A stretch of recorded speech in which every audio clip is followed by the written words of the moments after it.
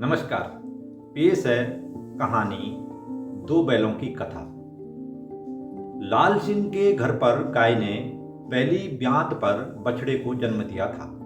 स्वस्थ सुंदर नन्हे बछड़े का रंग कुछ ज्यादा ही गेरुआ था।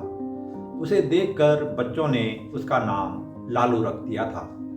लाल सिंह ने हंसते हुए कहा, यह भी खूब रही कि लाल सिंह के घर लालू का जन्म हुआ है। इस बछड़े को मैं बड़े प्यार से पालूंगा और जब यह बड़ा हो जाएगा तो इसी का जोड़ीदार ढूंढकर इससे हल जोतूंगा।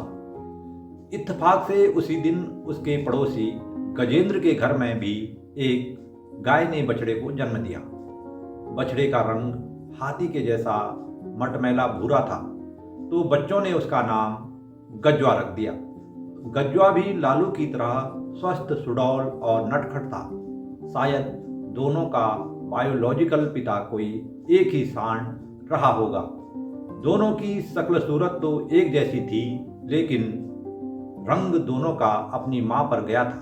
बछड़ों की कद काठी को देखकर गजेंद्र सोचता था कि लाल सिंह अपना लालू मुझे बेच देता तो मैं इसे खरीद लेता। यही बात लाल सिंह के दिल में भी उठती रहती थी। 2 साल बाद बछड़े काफी डील डॉल से हो गए और आखिर में गजेंद्र ने लाल सिंह को 2000 में अपना गजवा बेच दिया। लाल सिंह ने कुछ दिन तक बछड़ों के गले में एक रस्सी की जोड़ी डालकर उन्हें खाली खेत में घुमाया। जब वे कुछ सद से गए तो एक दिन पंडित जी से शुभ मुहूर्त निकलवाकर लाल सिंह ने बछड़ों के कंधे में जुआ रखकर उन्हें हल पर जोत दिया। एक तो बछड़ों की चिकनी गात, ऊपर से लालू सिंह ने उनके माथे पर कौड़ी और गले में रुण-झुण की आवाज निकालने वाले घुंघरू डाल रखे थे। खेत में बछड़ों द्वारा मस्ती में झूमते हुए हल खींचने पर जो संगीतमय ध्वनि निकलती, उसे देखकर लालू का सीना गर्व से चौड़ा हो जाता। कुछ ही दिनों में बछड़े पूरे जोर पर हल खींचने लगे, लेकिन इधर उन पर जवानी का जोश भी आने लगा, तो कहीं बछड़े बिगड़कर हल खींचने में आनाकानी न करने लगे।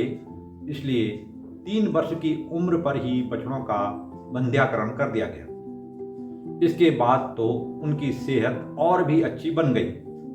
देखते ही देखते लाल सिंह के बैलों की जोड़ी पूरे इलाके में मशहूर हो गई।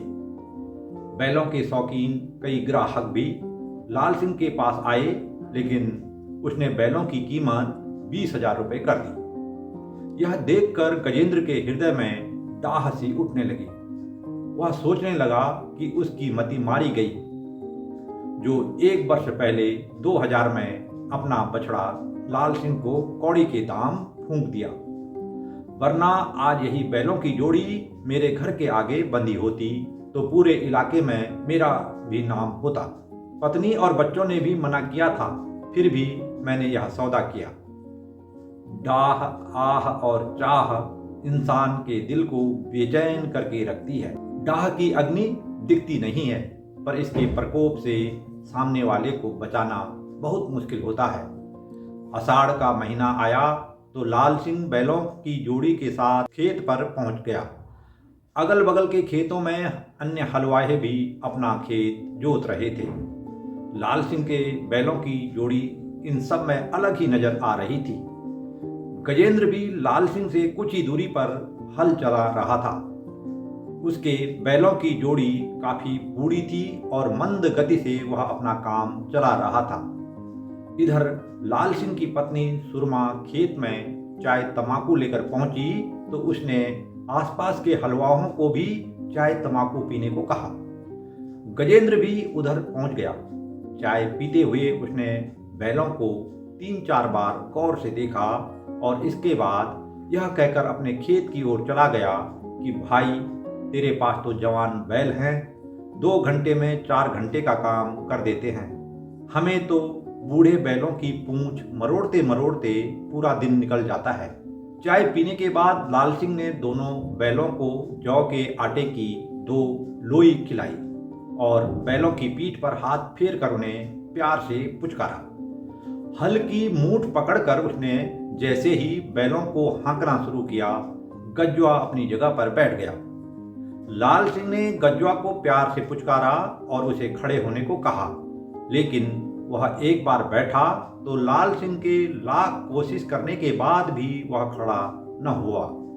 आसपास के हलवाहों की नज़र उधर लाल सिंह के बैलों की जोड़ी पर पड़ी तो सभी आपस में खुसर खुसर करने लगे कि लाल सिंह का बैल नट गया है।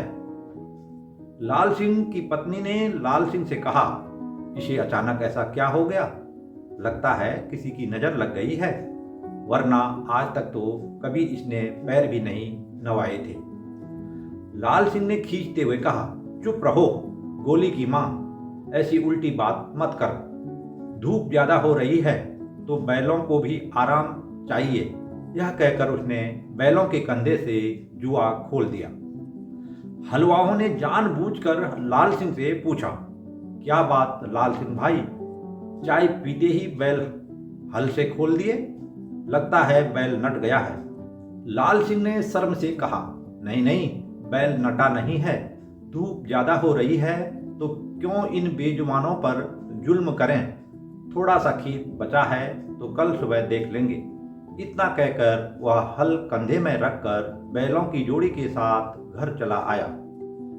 ये थी कहानी दो बैलों की कथा का पहला भाग। आपको कहानी कैसे लगी कमेंट में अवश्य लिखें, जिससे मैं कहानी का अगला भाग अति शीघ्र आप सभी के लिए प्रस्तुत कर सकूं। धन्यवाद। नमस्कार।